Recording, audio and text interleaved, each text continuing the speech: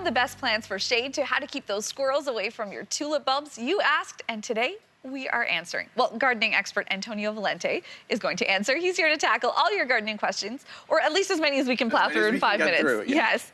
Okay, let's start with shade because a lot of people like me maybe live in a condo where you don't get a ton of light. So what kinds of plants are both flowering and can do well with little light? Well, Priya, I think that when we're gardening in the shade, we need to be a little bit realistic. You're not going to get that same explosion of color and flowers that you do in the sun.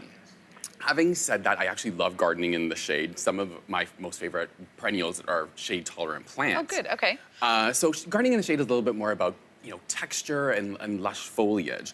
But there are a few annuals that you can mix in with your perennials to get that flowering effect. So things like fuchsias, begonias, impatiens, lobelia. So you can mix those in with like your classic, hostas and ferns. Okay, great.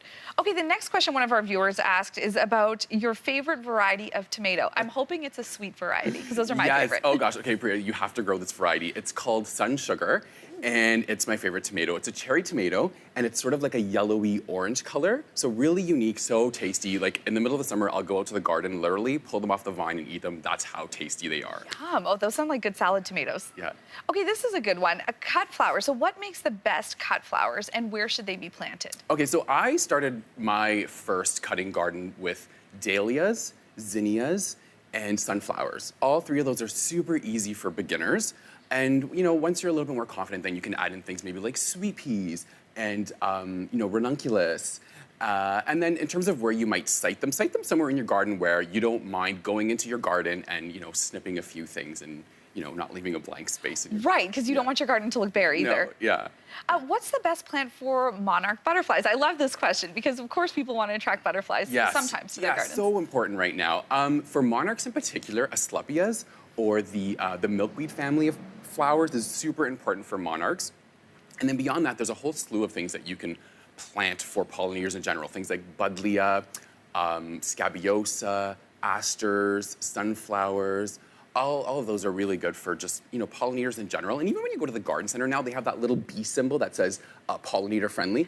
Look for that at the garden center too. Okay, this is a troubleshooting question for you. So one viewer has been planting peonies for years, but they've never bloomed. So what's the best method for staking peonies? Okay, so the fact that the peonies are not blooming, I get this question a lot. They were planted too deeply. So just raise them up out of the soil a little bit. Chances are you've planted them too deep by about an inch or two. And then in terms of staking them, what you can do is go to your garden center and you can purchase something called a peony ring. And you just insert that over the peonies and it's got it's a ring with a little bit of a grid over it and the peonies will grow through it and they'll be staked and they won't be flopping over in a storm. Oh, what a great invention. Yeah. Okay, pests can be a problem for a lot of gardeners. So one viewer asks, what can I do about the Japanese beetles that are devouring my garden? Okay, so Japanese beetles have this voracious appetite. They are brutal.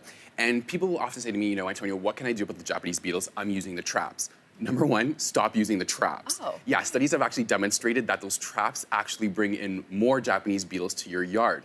They're only effective if you can get everybody in your neighborhood literally to use one. So go to your garden center and they will probably recommend something like an insecticidal soap. You can also use a neem oil. It comes as a concentrate. You can mix that with water and spray that around. And then secondly, gardening is about experimenting. So if something didn't work last year, try something different this year. For every plant that the Japanese beetles love, there's something that they don't love. Okay, I like that. That's good advice. Also, it keeps your garden you're improving your variety It keeps it interesting, right? Yeah. Okay, what about squirrels? Anyone who's had tulips knows that squirrels love those tulip bulbs. So what can you do there? Okay, so you'll be planting your tulip bulbs in October, November. So as soon as you've finished planting them, just take a little piece of chicken wire and place that over the surface of the soil where you've planted them, and that'll keep the squirrels away. And then once the ground freezes, you can take that away, or remember to take it away first thing in the spring before they start growing. Okay, finally, this is, I think, an expert gardener who says, how do you care for tulips in zone 5B? So I would like to know, how do you know what zone you're in too? Okay, so zone refers to your gardening area, temperatures and whatnot. You can find that on Agriculture Canada website. And so the main thing with tulips, you want to remember is, everyone's always saying, how do I get them to rebloom and to perennialize and come back every year? The thing is with your tulips, you need to allow the foliage to die back naturally. Just because that foliage is photosynthesizing, it's building up the energy in the bulb for next year's flower. Perfect. Okay, well, thank you so much for answering our questions today. Always fun. Yes, we'll see you again soon.